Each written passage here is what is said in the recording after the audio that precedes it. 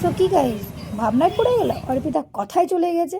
না গাইস, আমি কোথাও যাইনি, আমি উদয়পুরে হাট এসেছি বাজার করতে, আর আমার সাথে আছে প্রিয়াঙ্কা। তো চলো শুরু করি। হ্যালো গাইস, আশা করি তোমরা সবাই ভালো আছো। আমি নিয়ে চলে এসেছি একটা ছোট্ট মিনি ব্লগ, আর আমার নামটা তো জানো, অর্পিতা রজক। আর এখানে প্রিয়াঙ্কা তো হাসছে কেন?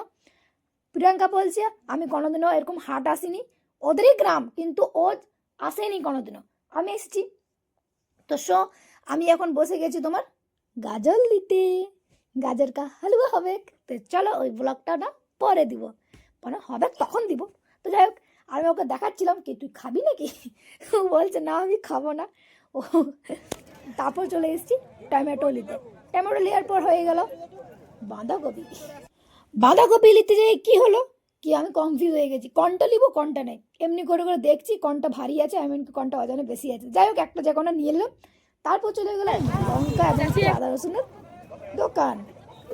তো দাদাটার কাজ যায় তো অনেক হাসি পায়, দাদাটা অনেক যোগ মারে, অনেক ভালো।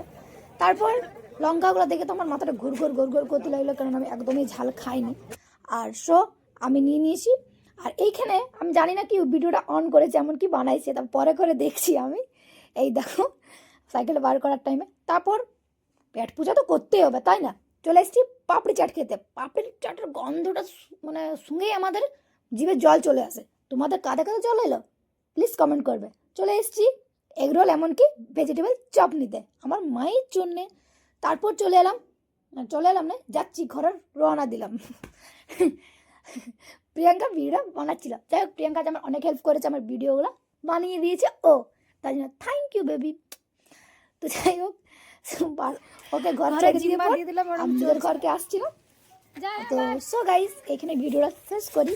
আর আমার ভিডিওটা যার ভালো লেগেছে please comment and share, like তো করবে। আর পরের ভিডিওয় দেখা হচ্ছে।